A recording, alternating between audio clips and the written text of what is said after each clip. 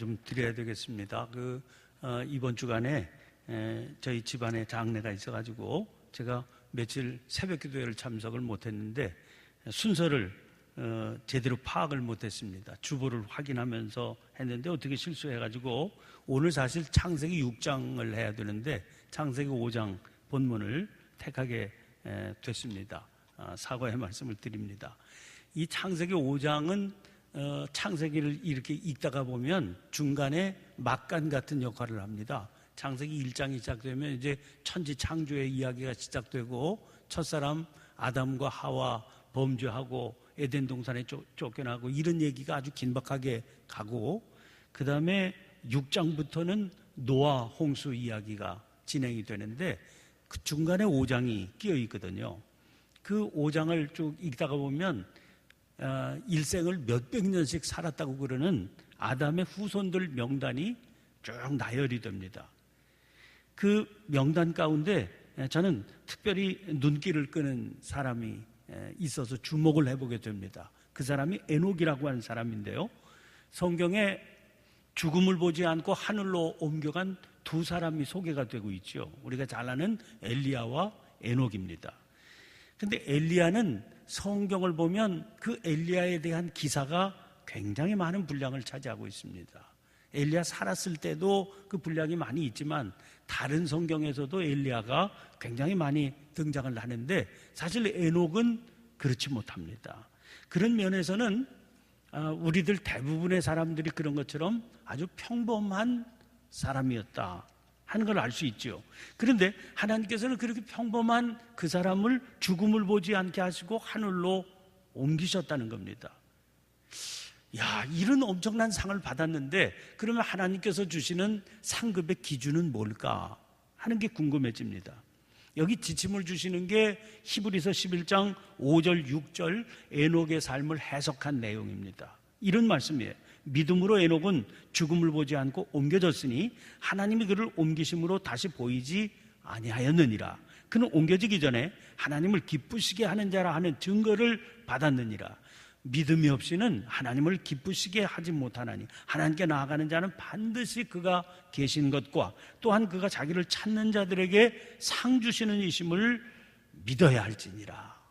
이렇게 두 절의 말씀에 에녹의 삶에 대한 정리가 딱 되어 있습니다. 이 정리한 내용을 다시 축소해서 말씀을 드려보면 에녹은 하늘로 옮겨지기 전에 하나님을 기쁘시게 하는 자였다는 겁니다. 그런데 믿음이 없이는 그럴 수 없다 하는 것이죠. 그러니까 에녹은 그의 생애를 통해서 믿음으로 하나님을 기쁘시게 한 사람이었다. 그래서 하늘로 옮겨지게 됐다. 그런 말씀 아니겠습니까? 오늘 본문에 소개되고 있는 에녹의 삶은 한마디로 하나님과 동행하는 삶이었습니다. 히브리서는 그 동행의 비결을 그가 하나님을 기쁘시게 하는 자였기 때문이다, 그렇게 얘기를 합니다. 우리 성지순례 같은 데 이렇게 가보면 이제 뭐 부부 갈 때는 숙소 정하는데 문제가 없는데 혼자 이렇게 갈 때는 누구랑 짝을 지어서 방을 쓰냐, 이게 굉장히 중요한 문제가 되죠. 또 뭐 수련회 같은 단체 여행 갈 때 가장 어려운 일이, 주최 측이 어려워하는 일이 방 배정하는 일이에요. 그럼 불과 며칠 밤 같이 지내는 건데도 방 쓰고 싶은 사람이, 같이 쓰고 싶은 사람이 따로 있거든요. 그래서 이 사람하고 방을 같이 쓰겠다, 저 사람하고는 같이 못합니다. 그래가지고 이렇게 되고 억지로 이렇게 짝을 해줬다가는 이건 뭐 두고두고 원성을 사게 됩니다. 근데 누구랑 같이 방을 쓰고 싶으냐? 하나님은 누구랑 같이 방을 쓰고 싶으시냐? 하나님께 에녹이 그런 사람이었습니다. 누구랑 방을 같이 쓰고 싶다, 이거는 상호적인 거거든요. 그러니까 하나님도 에녹과 방을 같이 쓰고 싶으시고요, 에녹도 하나님과 방을 같이 쓰고 싶은 마음이 같은 겁니다. 여기서 떠오르는 인물이 아담과 하와입니다. 에덴 동산에서 처음에는 이 아담과 하와도 에녹과 똑같았습니다. 하나님과 기쁨으로 동행했죠.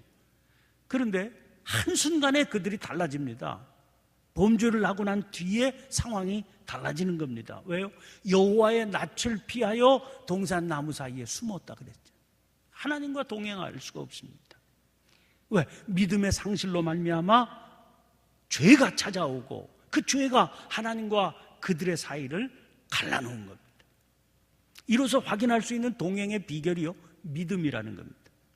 이 사실이 우리에게 아주 큰 은혜가 됩니다. 왜냐하면 하나님께서 에녹의 어떤 조건 때문에, 소위 우리 지금 말하고 있는 에녹이 금수저였기 때문에 그를 기뻐하셨던 게 아니라고 하는 게 드러나지 않습니까? 하나님께서는 그런 인간의 조건들을 보지 아니하시고 오직 믿음만 보신다는 거예요. 그래서 무슨 삶의 환경이나 조건이 남들만 못하다고 그래도 우리 하나님 앞에 낙심할 필요가 없는 겁니다. 하나님은 그것 보시고 동행하시는 분이 아니시니까요. 믿음을 보세요. 그러면 믿음이 왜 그렇게 중요합니까? 믿음만이 하나님과 우리 사이를 가로막은 죄를 해결해 줄 수 있기 때문입니다. 로마서 3장 23절 말씀 보면 모든 사람이 죄를 범하였으며 하나님의 영광에 이르지 못하더니 그랬습니다. 그리고 계속되는 28절 말씀 보면 그러므로 사람이 의롭다 하심을 얻는 것은 율법의 행위에 있지 않고 믿음으로 되는 줄 우리가 인정하노라 그랬습니다. 우리가 하나님 앞에 나아갈 수 없게 만드는 게 죄거든요. 하나님 거룩하신 분인데 우리가 죄가 있으면 하나님과 동행하고 교제할 수가 없지요. 그런데 이 죄를 힘으로도 능으로도 해결할 수 없는 겁니다. 이 죄에서 우리를 벗어나게 하는 능력이 믿음의 역사입니다. 그것은 우리의 조건이나 능력이 아니라 오직 주님의 십자가 은혜를 믿는 믿음으로만 가능하다 하는 겁니다. 그래서 요한 사도도 이렇게 증거하고 있습니다. 요한복음 1장 12절 13절 말씀에 영접하는 자 곧 그 이름을 믿는 자들에게는 하나님의 자녀가 되는 권세를 주셨으니 이는 혈통으로나 육정으로나 사람의 뜻으로 나지 아니하고 오직 하나님께로부터 난 자들이니라. 또 요한일서 5장 1절에도 보시면 예수께서 그리스도이심을 믿는 자마다 하나님께로부터 난 자다 그렇게 말씀합니다. 주님을 믿는 믿음은 우리를 더러운 죄로부터 벗어나게 해서 거룩한 하나님의 자녀가 되게 만드는 겁니다. 그래서 하나님과 동행하는 게 가능해지는 거죠.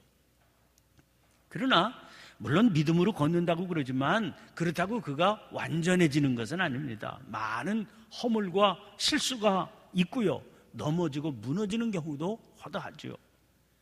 그 삶을 시작할 때, 믿음의 삶을 시작할 때 그때는 마치 어린아기가 걸음마 배우기 시작할 때처럼 위태롭고 불안합니다. 그러나 꾸준히 믿음의 삶을 유지해가는 가운데 약하던 심령이 더 장성한 분량에 이르게 되어서 미련하고 어린아이 같았던 심령이 성장도 하고 성숙해지기도 하는 겁니다. 그러니까 실패가 거듭되어도 그것 때문에 주저앉을 필요가 없어요. 다시 일어나서 계속적으로 주님과 함께 걸어가는 일이 중요한 겁니다. 그런 삶을 통해서 우리는 주님을 배우게 되지요. 그리고 주님의 마음을 점점 더 본받아 닮아가게 되는 겁니다. 그 동행하는 삶을 통해서 함께 걷는 주님을 통해서 우리의 허물을 깨닫게 되지 않아요. 그래서 자꾸 고치게 됩니다. 그래서 그리스도의 장성한 분량에 이르게 되고 하나님의 거룩하심을 본받게 되는 겁니다. 그러니까 주님과 동행한다고 하는 것은 그 자체가 계속적으로 나아간다, 그런 뜻을 지니고 있는 표현이지요. 에녹은 이 땅 위에서 365년을 살았습니다. 그 5장에 등장하는 족보의 나열을 비교해 보면 이건 긴 생애를 살았던 건 아닙니다. 그럼 죽지 않고 하늘로 옮겨갔으니까요. 그러나 365년, 그러면 우리가 봤을 때는 이거 짧지 않은 인생을 살았던 것 아닙니까? 그 긴 생애를 사는 동안 아니 어떻게 기쁜 날들만 있었겠습니까? 때로는 힘들고 견디기 어려운 그런 날들, 뭐 도망치고 싶었던 그런 날들 왜 없었겠습니까? 또 유혹은 또 왜 없었겠습니까? 그래서 주님을 외면하고 싶은 충동을 느껴야 됐던 그런 순간들 있었겠지요. 주님의 뜻을 알 수 없어서 고통스럽다, 그렇게 얘기하던 그런 시간들 경험을 했을 겁니다. 그런데도 그는 그 생애의 날 365년을 하루같이 주와 동행하는 삶을 살았던 겁니다. 그 비결이 뭐겠습니까? 오직 믿음이지요. 자, 주님과 동행한다, 주님과 함께 걷는다 그러는데 말이죠, 이 걷는다는 말을 또 깊이 생각해 볼 필요가 있어요. 여러분, 걷는다는 말은 어떤 목표가 있어서, 그 목적지가 있어서 그 목적지를 향해서 나아간다, 그런 뜻이 있습니다. 그런 걸음이 아니면 걷는다고 말하지 않고요, 배회한다, 방황한다, 제자리에 그냥 맴돈다, 그렇게 말하지 걷는다고 말하지 않지 않습니까? 그러니까 걷는다고 하는 건 앞으로 나아가는 삶의 모습을 전제하는 겁니다. 다시 말해서 발전적인 의미가 내포되어 있는 단어다 하는 겁니다. 자, 에녹은 주님과 함께 걸었습니다. 그래서 다시 말씀을 드리면 날마다 앞으로 나아가는, 더 발전해가는 삶을 살았다는 겁니다. 살면 살수록 그의 삶에는 그만큼의 성숙함이 일어났다는 겁니다. 그래서 그의 인격이 자라고 그의 믿음이 자랐다. 주님과 더 많은 날들을 걸어가면 걸어갈수록 주님을 더 잘 알게 되었다는 것이죠. 그렇게 되니까 생애의 시간이 길어지면 길어질수록 더 깊은 은혜의 사람이 되었고, 더 뜨겁게 하나님을 사랑하는 사람이 된 겁니다. 그러다 보니까 하나님의 은혜와 축복을 더 많이 받게 되었겠죠. 그리고 받은 은혜와 축복을 이웃에게 더 크게 베풀며 살았던 겁니다. 여러분, 믿음으로 주님과 함께 걷는다 그러면 우리의 삶도 그래야 되는 거예요. 은혜 안에서 성장이 있어야 되고요, 하나님을 아는 지식이 자라가야 되고요, 그리스도를 더 많이 닮아가야 되고요, 우리의 심령이 더 주 안에서 행복해져야만 되고요, 감사와 만족함이 더 커져야 되고요, 주님의 품 안에서 누리는 안정감도 더 강해져야 돼요. 그것은 주님께서 지금 나와 함께 계신다, 이 주님의 임재하심을 매 순간 생생하게 누리며 체험하는 삶에서만 가능한 거예요. 동행한다 하는 거는요, 함께 계신 주님을 인식하고 걷는다, 그런 말이 되기 때문에 그렇습니다. 또 주님과 함께 걷는다는 말은 그렇기 때문에 주님과 교제하는 삶을 산다, 그런 말이 되기도 합니다. 여러분, 교제한다는 것은 자기 속에 있는 모든 것을 주님께 쏟아놓아서 감추어진 것이 없는 삶이에요. 이거 당연히 비밀이 있을 턱이 없지요. 어려운 일 만나면 기도로 그 어려움을 주님께 아뢰는 삶이고, 죄를 범했으면 주님께 그 죄를 고백하고 용서를 받게 되는 삶을 살았다는 겁니다. 기쁘고 감사한 일을 만나면 찬송으로 주님께 영광을 돌려드리고, 갈 길을 몰라 방황할 때는 주님께서 그 어리석음을 일깨워 주시면서 친히 앞길을 이끌어가 주시는 그런 삶을 살았다는 말입니다. 자, 이런 믿음의 삶을 살아가는 사람은요, 결코 낙심하지 않습니다. 그럴 수가 없죠.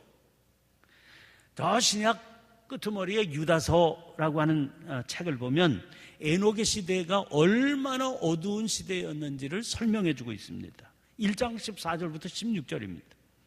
아담의 7대손 에녹이 이 사람들에 대하여도 예언하여 이르되, 보라, 주께서 그 수많은 거룩한 자와 함께 임하셨나니 이는 무사람을 심판하사 모든 경건하지 않은 자가 경건하지 않게 행한 모든 경건하지 않은 일과 또 경건하지 않은 죄인들이 주를 거슬러 한 모든 완악한 말로 말미암아 그들을 정죄하려 하심이라 하였느니라. 이 사람들은 원망하는 자며 불만을 토하는 자며 그 정욕대로 행하는 자라. 그 입으로 자랑하는 말을 하며 이익을 위하여 아첨하느니라. 자, 그 시대에서 에녹 시대의 사람들이 보통 어떤 삶을 살았느냐? 원망과 불만을 품고 살았다고. 정욕을 따라 행하며 살았다고 그랬습니다. 자기 자랑하기를 부끄러워하지 아니하고 살았다고 그랬습니다. 또 그 자랑을 위해서라면 아첨하는 일도 서슴지 않고 살았다는 겁니다. 그 시대의 사람들이 그렇게 살았다, 그 말은 아니 대부분의 세상 풍조가 그렇게 흘러가고 있었다는 거죠. 아주 어두운 시대였다는 겁니다. 그런데 에녹은 이렇게 어두운 시절에 살았으면서도 그 시대의 상황 둘러싸여 살면서도 그 시대의 상황을 두려워하지 않았습니다. 그저 하나님의 말씀대로 살았습니다. 그러니 여러분 입장 바꿔놓고 생각해 보죠. 얼마나 힘이 들었겠습니까? 얼마나 고단했겠습니까? 얼마나 핍박이 심했겠습니까? 사는 일이 하루하루 얼마나 어려웠겠습니까? 그런데도 에녹 그 세상의 어둠을 탓하고 불평하고 원망하지 않았습니다. 또 주저앉아 실망하지도 않았습니다. 오히려 많이 세상 사람들 그러리라, 사람들 그렇게 반발하리라 각오하면서도요 불타는 심령으로 주님의 말씀을 증거했다는 겁니다. 이거 주님과 함께 아주 생생하게 교제하고 동행하면서 걸었기 때문에 가능하지 않았겠습니까? 그러니까 중요한 건 에녹이 죽음을 보지 않고 하늘로 옮겨졌다, 그 현상이 아닐, 옮겨지기 전에 하나님을 기쁘시게 하는 자라 하는 증거를 받았다, 그게 그의 삶에 더 중요한 겁니다. 여러분 왜 그러냐? 그런 삶을 살아가는 사람들에게는요 살고 죽는 일이 그렇게 중요한 일이 아니기 때문에 그래요. 또 어떻게 죽느냐? 그게 그렇게 중요한 일이 아니기 때문에 그렇습니다. 비참하게 죽어도 상관없고요, 또 하나님께서 그를 하늘로 불러 올라가셨어도 그렇게 중요한 게 아닙니다. 그것 때문에 중요한 게 아닙니다. 중요한 건 하나님과 동행하는 삶을 살았다는 그. 자, 예를 들어 히브리서 11장 35절부터 37절까지 등장하는 말씀을 보면 주님과 함께 걷는 믿음의 삶을 살았던 분들이 에녹처럼 다 하늘로 들려 올라간 게 아니라고 하는 것을 가르쳐주는 말씀입니다. 육신의 여러 가지 어려움을 당했습니다. 죽을 때는 비참하게 죽기도 했습니다. 심한 고문을 당하기도 하고요, 조롱을 당하고 채찍질, 결박, 옥에 갇히는 시련을 당하기도 하고, 돌로 죽을 때 돌로 쳐서 죽임을 당하고, 심지어 톱으로 켜서 죽임을 당하기도 하고요, 시험과 칼로 죽임을 당하기도 하고요, 양과 염소의 가죽을 입고 유리하여 궁핍과 관란과 학대를 받기도 했다는 겁니다.